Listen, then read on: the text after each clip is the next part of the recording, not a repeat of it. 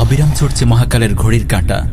মানব সভ্যতা একদিকে যেমন বিজ্ঞান ও প্রযুক্তি, উন্নতি ও সমৃদ্ধির সর্বোচ্চ চূড়ায় আরোহণ করেছে, অপরদিকে কুফর ও শিরক, নাফরমানি ও আল্লাহদ্রোহিতার চূড়ান্তেও পা রেখেছে। গোটা পৃথিবীতে আজ শয়তানের একচ্ছত্র রাজত্ব। মুসলিম ভূখণ্ডগুলোর ওপর চেপে বসেছে কাফেরদের পোষা মোরতাদ শাসক গোষ্ঠী। আল্লাহর আইন থেকে বঞ্চিত আল্লাহর জামিন। কিয়ামতের ছোট আলামতের সবগুলোই দৃশ্যমান হয়ে উঠেছে একে একে। এবার অপেক্ষা বড় আলামতগুলোর। সময়ের সঙ্গে পাল্লা দিয়ে ঈমান ও কুফরের সংঘাত ক্রমশ তীব্র হয়ে উঠছে। একদিকে প্রস্তুত হচ্ছে তাওহীদের শিবির, অপরদিকে প্রস্তুত হচ্ছে শিরকের শিবির। প্রস্তুত হচ্ছে দাজ্জালের বাহিনী, প্রস্তুত হচ্ছে ইমাম মাহদির বাহিনী। চারদিকে যেন পড়ে গেছে সাজ সাজ রব। গোটা পৃথিবী যেন রুদ্ধশ্বাসে অপেক্ষা করছে কখন কিভাবে শুরু হয় বিশ্বজগতের শেষের শুরুটা। শেষ জামানার হক বাতিলের চূড়ান্ত সংঘাতে এই মহাযুদ্ধের অন্যতম কেন্দ্রভূমি হল খোরাসান। আর এই খোরাসানের হৃদয় হল সাম্রাজ্যবাদের গোরস্থান খ্যাত বর্তমান আফগানিস্তান। প্রিয় মুসলিম উম্মাহ, আজ আমরা আলোচনা করব আফগান নিয়ে, আফগানের পরিচয় ও ইতিহাস ঐতিহ্য নিয়ে। কথা বলবো আফগানের জানবাজ মুজাহিদদের শতাব্দীকালব্যাপী সাম্রাজ্যবাদ বিরোধী জিহাদ নিয়ে। হাদিসের আলোকে আলোচনা করব একবিংশ শতাব্দীতে আফগানের চলমান জিহাদের অবস্থা, ফলাফল ও ভবিষ্যৎ নিয়ে। সেই সঙ্গে আফগানের ইতিহাসের আলোকে পৃথিবীর অন্যতম মুসলিম ভূখণ্ড বাংলাদেশের চলমান পরিস্থিতি ও ভবিষ্যৎ নিয়েও পর্যালোচনা করব। ওয়ামা তৌফিক ইল্লা বিল্লাহ।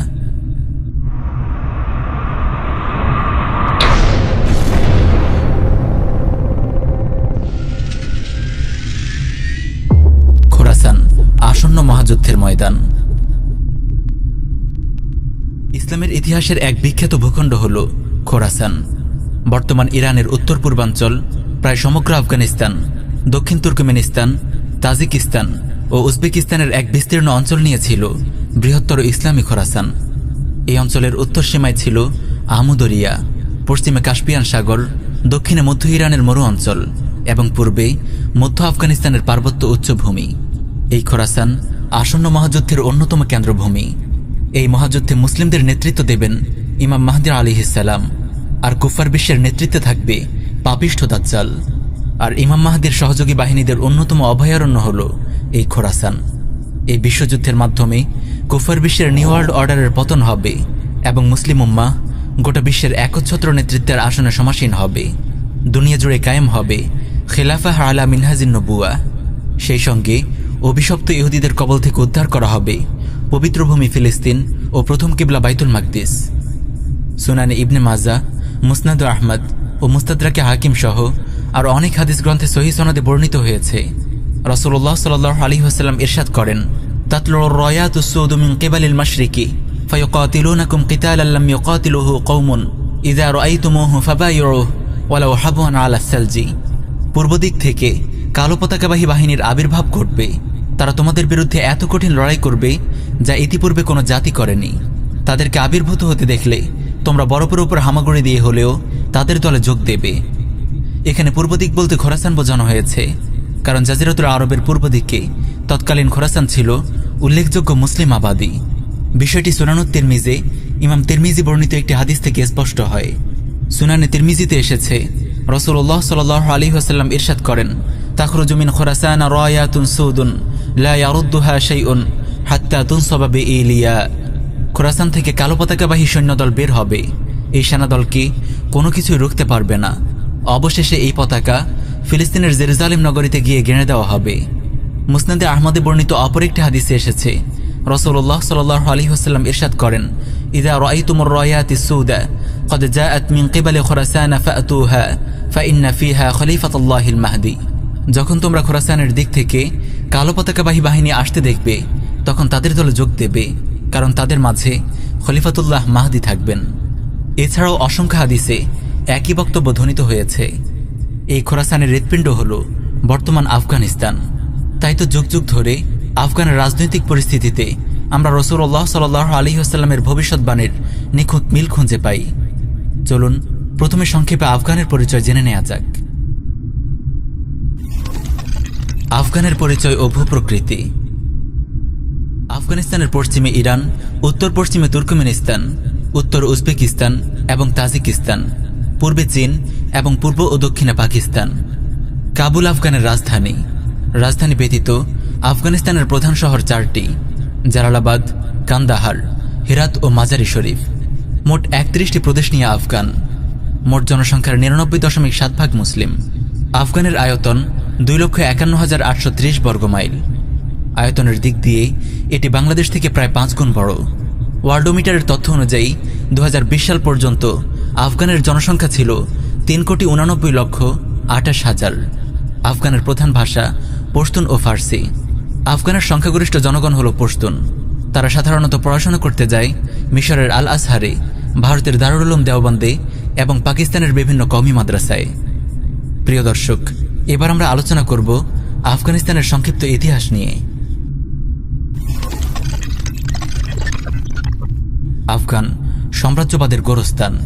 642 খ্রিস্টাব্দে মহান সাহাবি সাদ বিন আবু ওয়াক্কাস রাদিয়াল্লাহু আনহুর নেতৃত্বে নাহওয়ানদের যুদ্ধে বিজয়ের মাধ্যমে আফগানে ইসলাম প্রবেশ করে। এরপর কেবল সামনে এগিয়ে চলা।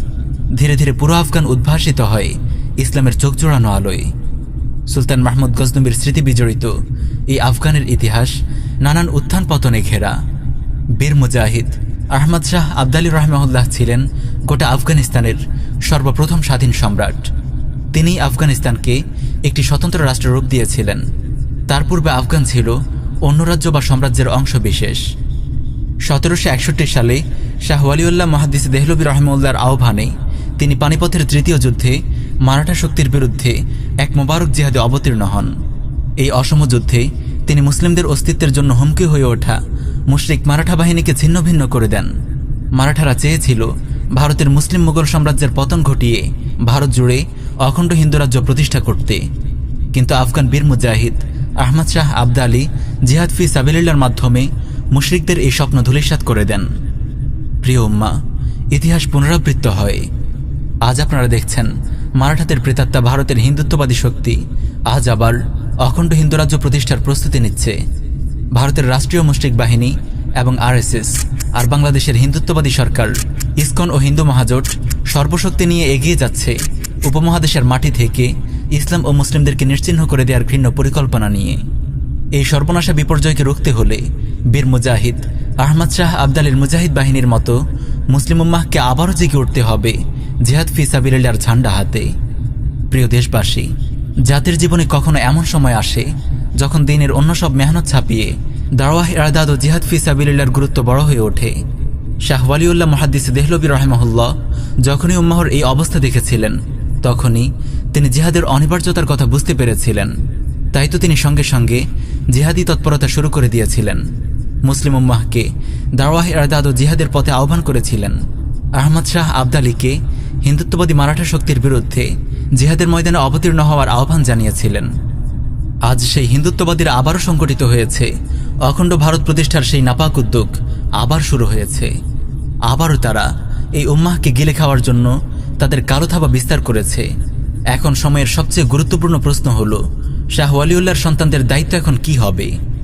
প্রিয় দর্শক, চলুন আমরা আফগানের ইতিহাস প্রসঙ্গে ফিরে আসি। বীর মুজাহিদ আহমদ শাহ আবদালী রাহিমাহুল্লাহের বংশধররা সাদোজাই নামে পরিচিত ছিল। এই আবদালী বংশ 1747 সাল থেকে 1818 সাল পর্যন্ত মোট 71 বছর আফগান শাসন করে। আবদালী সাজোদাই বংশের পর আফগানের শাসন ক্ষমতা চলে যায় বারাকজাই গোত্রের হাতে। আবদালী বংশের হাতে শাসন ক্ষমতা থাকাকালে আফগান স্বাধীন ও সার্বভৌম রাষ্ট্র ছিল। কিন্তু বারাকজাই গোত্রের হাতে ক্ষমতা আসার পর তারা ব্রিটিশ কুফফার গোষ্ঠীর প্রতি আনুগত্য প্রকাশ করতে শুরু করে। তাদের শাসনামলে ব্রিটিশ ও রাশিয়া উভয়েই আফগানে প্রভাব বিস্তারের চেষ্টা করে। আফগানে ব্রিটিশ প্রভাব প্রতিষ্ঠা ও সাম্রাজ্য বিস্তারের লক্ষ্যে ব্রিটিশ কুফফার গোষ্ঠী একাধিকবার আফগান আক্রমণ করে।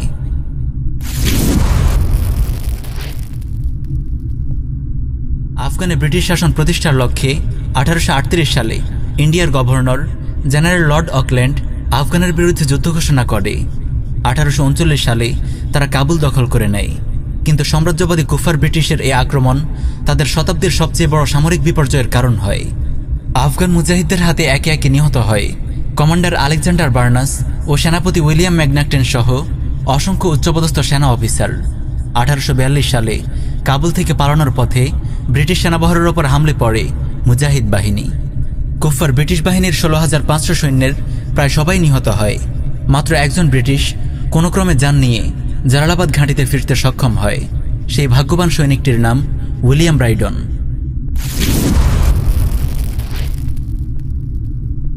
আফগানরা বীরের জাতি। তারা কখনো আফগানের মুসলিম ভূখণ্ডে কাফিরদের আগ্রাসন বরদাস্ত করেনি। শাসকরা কখনো আনুগত্য স্বীকার করলেও বীর আফগানরা বারবার বিদ্রোহ করেছে। আফগানিস্তানে ব্রিটিশ প্রভাব প্রতিষ্ঠা করতে 1878 সালে কুফার গোষ্ঠী পুনরায় আফগান আক্রমণ করে রাজধানী সহ দেশের এক বড় অংশ দখল করে নেয়। 1878 সাল থেকে 1880 সাল পর্যন্ত আফগান মুজাহিদ ও ব্রিটিশদের মধ্যে বিভিন্ন ময়দানে লড়াই চলতে থাকে। 3রা সেপ্টেম্বর 1879 সালে বিদ্রোহী আফগানরা ব্রিটিশ দূতাবাসে আক্রমণ করে রাষ্ট্রদূত সহ 130 জনকে হত্যা করে। এই যুদ্ধে প্রাথমিকভাবে ব্রিটিশরা বিজয়ী হলেও মুজাহিদদের প্রবল আক্রমণ ও লাগাতার বিদ্রোহের মুখে তারা সন্ধি করে আফগান ছেড়ে যেতে বাধ্য হয়। এই সন্ধি গান্দামাক চুক্তি নামে পরিচিত।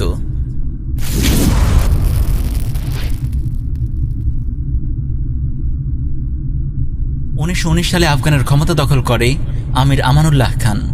তিনি ব্রিটিশের সঙ্গে করা গান্দামাক চুক্তি ভঙ্গ করে আফগানের পূর্ণ স্বাধীনতা ও সার্বভৌমত্ব দাবি করে এবং ব্রিটিশ সরকারের বিরুদ্ধে যুদ্ধ ঘোষণা করে। 1919 সালে আফগান বাহিনী ব্রিটিশ ইন্ডিয়ায় আক্রমণ করে। একটি যুদ্ধবিরতি চুক্তির মাধ্যমে এই যুদ্ধ শেষ হয়। এই যুদ্ধের মাধ্যমে আফগানরা একটি স্বাধীন জাতি হিসেবে স্বীকৃতি লাভ করে।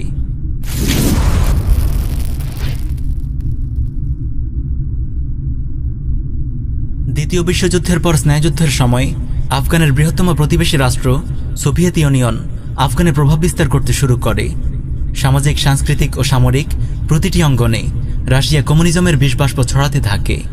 আফগানের অনেক উচ্চপদস্থ প্রশাসনিক কর্মকর্তা, আর্মি জেনারেল ও সুশীল বুদ্ধিজীবীকে তারা অর্থ ও ক্ষমতার লোভ দেখিয়ে কমিউনিস্ট এজেন্টে পরিণত করে, যাদের মধ্যে উল্লেখযোগ্য হল প্রধানমন্ত্রী দাউদ খান, নূর মোহাম্মদ তারাকি, হাফিজুল্লাহ আমিন এবং বারবাক কারমাল। 1973 সালে গাদ্দার প্রধানমন্ত্রী দাউদ খানের মাধ্যমে এক কমিউনিস্ট বিপ্লব ঘটিয়ে রাশিয়া বাদশাহ জহির শাহকে ক্ষমতাচ্যুত করে। দিন ও দেশবিরোধী এই বিপ্লবে সক্রিয় অংশগ্রহণ করে নূর মোহাম্মদ তারাকি, হাফিজুল্লাহ আমিন ও বারবাক কারমালের মতো সুশীল রাজনীতিবিদ ও গাদ্দার বুদ্ধিজীবীরা। এভাবে আফগানের গতিতে চড়ে বসে রাশিয়ার 5টা গাদ্দার গোলাম সরকার। 1973 সালে কমিউনিস্ট মদতপুষ্ট গাদ্দার দাউদ খান ক্ষমতা দখলের 6 বছর পর 1979 সালে সোভিয়েত বাহিনী সরাসরি আফগানিস্তানে আগ্রাসন চালায়। দেশবিরোধী ক্ষমতালোভী গাদ্দার দাউদ খানকে ক্ষমতায় আনার অনেক পূর্ব থেকে সোভিয়েত কমিউনিস্টরা আফগানের রাষ্ট্র ও সমাজ কাঠামোতে আরও খুলে বললে সরকার, প্রশাসন, সেনাবাহিনী ও বুদ্ধিজীবী মহলে বিপুল পরিমাণ রাষ্ট্র ও দিনবিরোধী গাদ্দার এবং মির্জাফর তৈরি করে রাখে।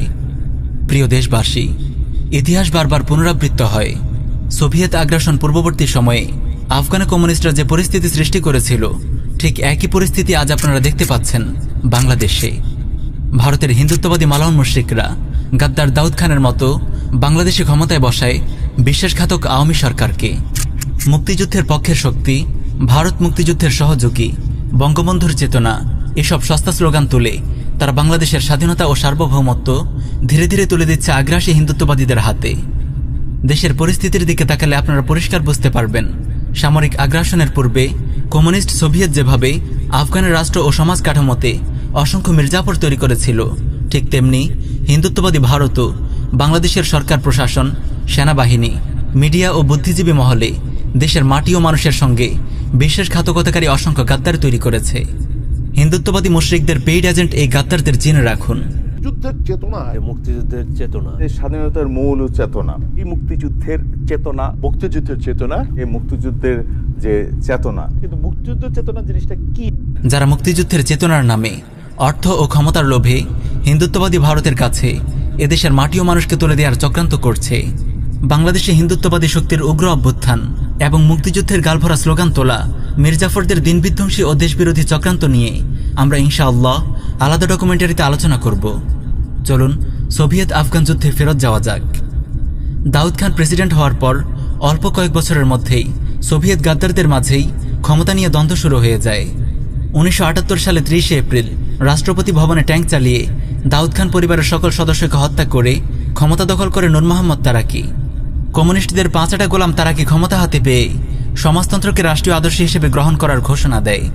1979 সালের 14 সেপ্টেম্বর আরেক গাদ্দার উপপ্রধানমন্ত্রী হাফিজুল্লাহ আমিন তারাকিকে অপসারণ করে নিজেই প্রধানমন্ত্রী হয়। ক্ষমতাচ্যুত করার পরেই তারাকিকে হত্যা করা হয়। 1979 সালের 25শে ডিসেম্বর আগ্রাসী সোভিয়েত বাহিনী আফগানে প্রবেশ করে। সোভিয়েত বাহিনী প্রবেশের 2 দিন পরেই আরেক গাদ্দার বারবাক কারমাল হাফিজুল্লাহ আমিনকে হত্যা করে রাষ্ট্র ক্ষমতা দখল করে। অল্প সময়ের ব্যবধানে 3 জন আফগান প্রেসিডেন্ট দাউদ খান, নূর মোহাম্মদ তারাকি ও হাফিজুল্লাহ আমিনের হত্যাকাণ্ড সমাজতন্ত্রের নৃশংসতার এক জ্বলন্ত দৃষ্টান্ত। যারা দেশের মাটি ও মানুষের সঙ্গে গাদ্দারি করে তাদের পরিণতি এমনই হয়। এরা 3 জনই ছিল রাশিয়ার অনুগত ভৃত্য এবং কমিউনিজমে বিশ্বাসী। এখান থেকে বাংলার গাদ্দারদেরও শিক্ষা নেওয়ার আছে। প্রিয় দেশবাসী, ইতিহাস বারবার পুনরাবৃত্ত হয়। কমিউনিস্ট সোভিয়েতের পদলেহী গাদ্দার দাউদ খান, নূর মোহাম্মদ তারাকি এবং হাফিজুল্লাহ আমিনরা যখন আফগানের রাষ্ট্র ক্ষমতা দখল করে একের পর এক দিনবিধ্বংসী পদক্ষেপ গ্রহণ করতে থাকে, তখন দেশের সাধারণ মুসলিম তাওহীদি জনতা, বিশেষ করে আলিম সমাজ ও মাদ্রাসার ছাত্ররা প্রতিবাদী মুখর হয়ে ওঠেন। কিন্তু এসব গাদ্দার শাসক গোষ্ঠী তাদেরকে কঠোরভাবে দমন করে। প্রেসিডেন্ট তারাকি হাজার হাজার তাওহীদবাদী মুসলিম ও ওলামা তলাবাকে গ্রেফতার করে এবং 27,000 রাজনৈতিক বন্দীকে মৃত্যুদণ্ড দেয়। ফলে আফগানের তাওহীদি জনতা, ওলামা তলাবা এসব মোরতাদ শাসক গোষ্ঠীর বিরুদ্ধে সশস্ত্র জিহাদি কার্যক্রম শুরু করে। প্রিয় দেশবাসী, হুবহু একই দৃশ্য কি আপনারা বাংলাদেশে দেখতে পাচ্ছেন না? আজ ভারতের হিন্দুত্ববাদী মুশরিকদের ছত্রছায়ায় গাদ্দার হাসিনা সরকার দেশব্যাপী সন্ত্রাস ও ত্রাসের রাজত্ব প্রতিষ্ঠা করেছে। একের পর এক ইসলাম বিধ্বংসী পদক্ষেপ গ্রহণ করছে। তাওহীদবাদী মুসলিমদের ওপর নির্বিচারে গুলিবর্ষণ করছে। আলিম ওলামা ও তালিব ইলমদের গণহারে গুম, খুন ও গ্রেফতার করে নির্যাতন করছে। কমিউনিস্ট আগ্রাসনের পূর্বে আফগানে ঠিক যে অবস্থা বিরাজ করছিল, আজ হিন্দুত্ববাদী আগ্রাসনের পূর্বে বাংলাদেশেও হুবহু একই দৃশ্য দেখা যাচ্ছে। রুশ বাহিনী আফগানিস্তানে আনুষ্ঠানিকভাবে প্রবেশের পূর্বে অনেক রুশ সৈন্য আফগান সরকারি বাহিনীর পোশাক পরে আফগানে ইসলাম ও মুসলিম বিরোধী কর্মকাণ্ড চালিয়েছিল। বর্তমানে বাংলাদেশেও একই দৃশ্য দেখা যাচ্ছে। ভারতের মালাউন মুশরিক বাহিনীর অনেক সদস্য এবং গোয়েন্দা সংস্থা রয়ের অসংখ্য এজেন্ট আজ বাংলাদেশের সামরিক বাহিনীর পোশাক পরে এদেশের ইসলামী শক্তির মেরুদণ্ড ভেঙে দেওয়ার কাজ করছে। আফগানে সোভিয়েত আগ্রাসনের পূর্বে যখন আফগান সরকার, প্রশাসন ও সেনাবাহিনীতে সোভিয়েত প্রভাব প্রতিষ্ঠার কাজ করছিল, তখন যেমন আফগানের কথিত বুদ্ধিজীবী, সাংবাদিক, সাহিত্যিক, নাগরিক সমাজ, মিডিয়া সেক্টর সবাই আগ্রাসী কমিউনিস্ট শক্তির পক্ষাবলম্বন করে দেশের মাটি ও মানুষের বিরুদ্ধে অবস্থান নিয়েছিল, ঠিক তেমনি বর্তমান বাংলাদেশের কথিত বুদ্ধিজীবী, সাংবাদিক, সাহিত্যিক, নাগরিক সমাজ, বিশেষ করে মিডিয়া সরাসরি হিন্দুত্ববাদী ভারতের এজেন্ডা বাস্তবায়ন করছে। আজ তাওহীদি জনতা ও ওলামা তলাবাদের বিরুদ্ধে মিডিয়াকে 24 ঘন্টা মিথ্যা প্রোপাগান্ডা করতে দেখা যাচ্ছে। প্রিয় দর্শক, চলুন আফগান সোভিয়েত যুদ্ধের আলোচনায় ফেরা যাক। তৎকালীন সুপার পাওয়ার সোভিয়েত ইউনিয়ন আফগানিস্তানে সর্বাধুনিক মারণাস্ত্রে সজ্জিত 1,05,000 সৈন্য প্রেরণ করে। আপনি কি জানেন এই বিশাল আগ্রাসী বাহিনীকে কারা প্রতিরোধ করেছে? আফগান সরকারি বাহিনী না, আফগান মোরতাদ সরকারই তো সোভিয়েতকে আগ্রাসন চালানোর জন্য অনুরোধ করেছে এবং আফগান সরকারি বাহিনী উল্টো আগ্রাসী বাহিনীর সঙ্গে মিলে আফগানের তৌহিদি জনতা ও ওলামা তলাবাদের বিরুদ্ধে লড়াই করেছে। আশ্চর্য ঘটনা হলেও সত্যি, দিন, ঈমান ও মুসলিম ভূখণ্ডের প্রতিরক্ষায় আগ্রাসী সোভিয়েত বাহিনীর বিরুদ্ধে যারা হাতে অস্ত্র তুলে নিয়েছিল তারা আর কেউ নয়, মাদ্রাসার আলিম ও তালিব ইলমরাই। প্রিয় দেশবাসী, কান খুলে শুনে রাখুন, সম্ভব হলে নোট করে রাখুন। এদেশের আলিমরাই এ মাঠের প্রকৃত প্রহরী, এদেশের মাদ্রাসার তালিব ইলমরাই এই ভূখণ্ডের প্রকৃত পাহারাদার। মুক্তিযুদ্ধের চেতনার নামে তাগুত সরকার যে হিন্দুত্ববাদী আগ্রাসী শক্তিকে মুসলিমদের এই পবিত্র ভূমিতে স্বাগত জানানোর প্রস্তুতি নিচ্ছে, এদেশের ওলামা, এদেশের তলাবা, এদেশের তাওহীদি জনতা তাদের বিরুদ্ধে জিহাদ ফি সাবিলিল্লাহর ঝান্ডা হাতে ময়দানে অবতীর্ণ হওয়ার সময় ঘনিয়ে আসছে। 1979 সাল থেকে 1989 সাল দীর্ঘ 10 বছর আগ্রাসী রুশ হায়নাদের বিরুদ্ধে চলে এক অসম লড়াই। পুরো মুসলিম উম্মাহ আফগানের মুজাহিদদের পক্ষে দাঁড়িয়ে যায়। উম্মাহর ত্রাণকর্তা শেখ আবদুল্লাহ আজম ও শেখ ওসামা রাহিমাহুল্লাহর আহ্বানে আরব তরুণরা সামরিক প্রশিক্ষণ নিয়ে ঝাঁকে ঝাঁকে জড়ো হয় আফগানের পাহাড়ে। আরব ও আফগান মুজাহিদদের দীর্ঘ 1 দশকের রক্তাক্ত জিহাদের পর দখলদার কমিউনিস্ট সেনারা আফগান ছেড়ে যেতে বাধ্য হয়। পরাজয়ের এই ধকল সইতে না পেরে 1991 সালে সোভিয়েত ইউনিয়নের বিলুপ্তি ঘটে। সেই সঙ্গে কবররচিত হয় জাহিলি মতবাদ সমাজতন্ত্রেরও। খেলাফতের পতনের মাত্র 50 বছরের মাথায় আরব আফগান মুজাহিদদের এমন প্রবল উত্থানে গোটা উম্মাহ যেন নতুন করে প্রাণ ফিরে পায়। 1924 সালে খেলাফার পতনের মাত্র 55 বছর পর এটি ছিল তাগুতি বিশ্ব ব্যবস্থার বিরুদ্ধে মুসলিম উম্মাহর প্রথম বিজয়। এই খোরাসান বিপ্লবকেই বলা যায় খেলাফার পুনরুত্থানের সূচনা বিন্দু। এই বিপ্লবের মাধ্যমেই উম্মাহ বুঝতে পারে কোনো মানবরচিত তন্ত্রমন্ত্র নয়, কোনো অর্থহীন গণতান্ত্রিক আন্দোলন নয়, খেলাফাহ পুনরুদ্ধার করার একমাত্র পথ দাওয়াহ ইরদাদ ও জিহাদ ফি সাবিলিল্লাহ। উম্মাহর সুখ ও সমৃদ্ধি ফিরিয়ে আনার একমাত্র উপায় জিহাদ ফি সাবিলিল্লাহ। উম্মাহর হারানো গৌরব ও সম্মান ফিরিয়ে আনার একমাত্র উপায় জিহাদ ফি সাবিলিল্লাহ। আফগান থেকে রাশিয়ার পলায়নের পর কুফার বিশ্বের চক্রান্তে মুজাহিদগণ ভ্রাতৃঘাতী সংঘর্ষে জড়িয়ে পড়েন। ফলে উত্থান ঘটে তালেবান বিপ্লবের। কান্দাহারের অখ্যাত এক মাদ্রাসা শিক্ষক বীর মুজাহিদ মোল্লা মোহাম্মদ রহমান রহিমাহুল্লাহ তার ছাত্রদের নিয়ে অস্থিতিশীল আফগানের শান্তি প্রতিষ্ঠার জন্য শুরু করেন এই বিপ্লব। ফার্সিতে তালিবান মানে ছাত্র, তালিবে ইলম বা মাদ্রাসার ছাত্রদের মাধ্যমে এই আন্দোলনের সূচনা হয় বলে এটি তালিবান আন্দোলন নামে পরিচিত। 1994 সালে বীর মুজাহিদ মোল্লা মোহাম্মদ রহমানের নেতৃত্বে এই আন্দোলন শুরু হয়ে প্রায় গোটা আফগানিস্তানে ছড়িয়ে পড়ে। 1996 সালে তালিবানরা বিজয়ী বেশে রাজধানী কাবুলে প্রবেশ করে। এই বছরই মোল্লা মোহাম্মদ রহমান মুজাহিদ রহিমাহুল্লাহ আমিরুল মোমিনের নির্বাচিত হন। আফগানে গঠিত হয় একটি শক্তিশালী ইসলামী সরকার, ইমারাতে ইসলামিয়া আফগানিস্তান। আল্লাহর জমিনে আল্লাহর আইন বাস্তবায়নের এমন মোবারক দৃশ্য সত্যিই মুমিনের অন্তরে দোলা দিয়ে যায়। তালিবান আন্দোলন নিয়ে আমরা অন্য কোনো ডকুমেন্টারিতে বিস্তারিত আলোচনা করব ইনশাআল্লাহ।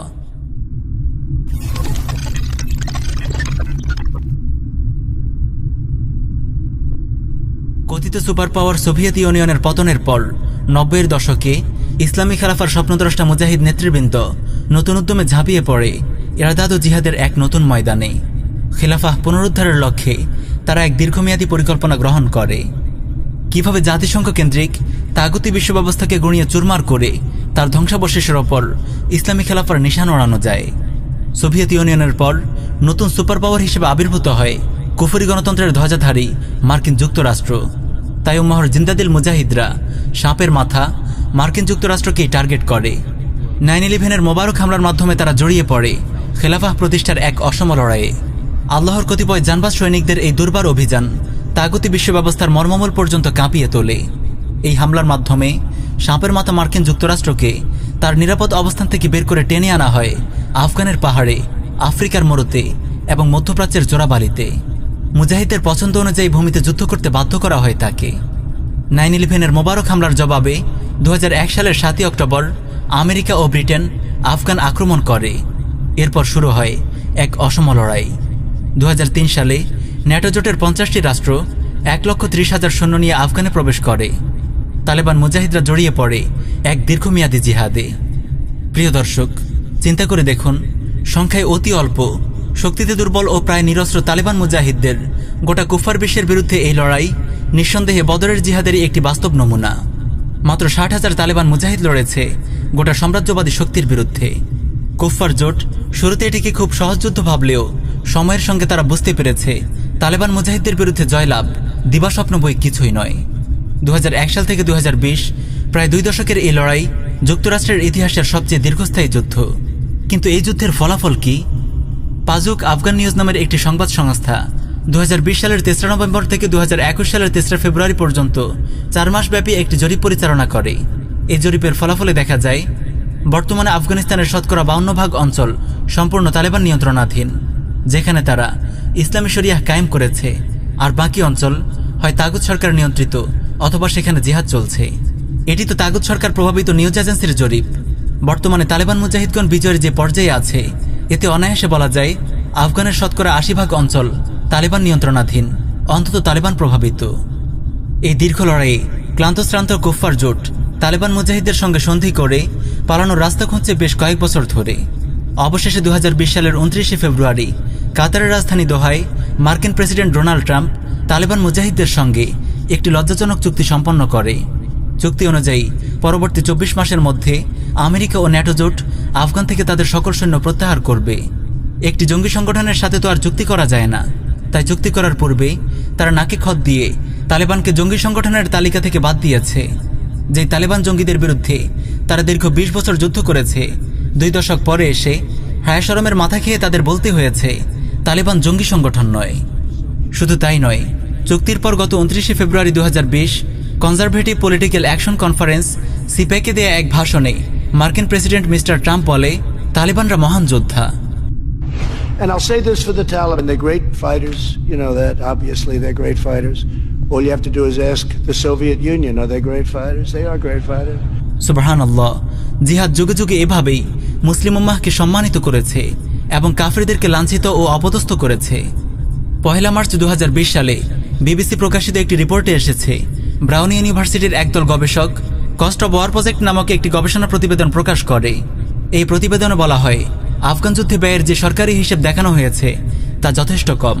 প্রকৃত যুদ্ধ ব্যয় প্রায় 2 ট্রিলিয়ন বা 2 লক্ষ কোটি ডলার। মার্কিন হিসেব মতে এই দীর্ঘ লড়াইয়ে আফগানে 2300 মার্কিন সৈন্য নিহত হয়েছে, পঙ্গু বা আহত হয়েছে 20,000, ব্রিটিশ সৈন্য মারা গেছে 450 জন। এছাড়াও ন্যাটো জোটের আরও কয়েকশো সৈন্য প্রাণ হারিয়েছে। সংখ্যা দেখে বোঝা যায় এটি নিছক লোক দেখানো সরকারি হিসেব। মানিজ্যত বাঁচাতে তারা প্রকৃত সংখ্যা গোপন করেছে। আফগানে নিহত মার্কিন সৈন্যদের সারি সারি কবর দেখে বিষয়টি আন্দাজ করা যায়। তাগুত প্রেসিডেন্ট আশরাফ ঘানি স্বীকার করেছে, 2014 সালে সে ক্ষমতায় আসার পর থেকে আফগান সরকারি বাহিনীর 45,000-এরও বেশি সৈন্য নিহত হয়েছে। আলহামদুলিল্লাহ, দীর্ঘ 18 বছরের প্রলয়ঙ্কারী যুদ্ধে লজ্জাজনকভাবে হেরে গেল মার্কিন যুক্তরাষ্ট্র সহ ন্যাটো জোটভুক্ত বিশ্বের শক্তিধর 50টি রাষ্ট্র। আরব আফগান মুজাহিদদের পদতলে পিষ্ট হল কুফফার গোষ্ঠীর দম্ভ। নিঃসন্দেহে এই বিজয় গোটা কুফফার বিশ্বের বিরুদ্ধে মুসলিম উম্মাহর বিজয়। এই বিজয় উম্মাহর পুনরুত্থানের পথে এক বিশাল মাইল ফলক। সাম্রাজ্যবাদীদের নিয়ে পশতুন একটি প্রবাদ আছে, ঘড়ি তোমাদের হাতে কিন্তু সময় আমাদের হাতে। আলহামদুলিল্লাহ, সময় সত্যিই এখন মুসলিম উম্মাহর হাতে। খোরাসানের জিহাদ এখন আর আফগানের সীমানায় আটকে নেই। জিহাদের এই বিপ্লব আজ ছড়িয়ে পড়েছে জাজিরাতুল আরবে, হিন্দুস্তানে, আলজেরিয়ায়, লেবাননে, কাশ্মীরে, সিরিয়ায়, সোমালিয়ায়, মালিতে। উম্মাহর মানুষ রাজ্যে এই জিহাদ সাহস ও উদ্যমের এক প্রলয়ঙ্কারী ঘূর্ণিঝড় সৃষ্টি করেছে। ইমাম মাহাদিকে স্বাগত জানাতে যেন সাজ সাজ রব পড়েছে চারদিকে। 21 শতাব্দীর শুরুতেই মুজাহিদদের এই ফাতহে মুবিন, এই মহাবিজয় বিশ্ব কুফফার জোটের বিরুদ্ধে এই মহাযুদ্ধের দামামা যেন চিৎকার করে ঘোষণা করছে, এই শতাব্দী জিহাদ ফি সাবিলিল্লাহর শতাব্দী, এই শতাব্দী মুসলিম উম্মাহর বিজয়ের শতাব্দী, এই শতাব্দী খেলাফা আলা মিনহাজিন নবুওয়াহ প্রতিষ্ঠার শতাব্দী।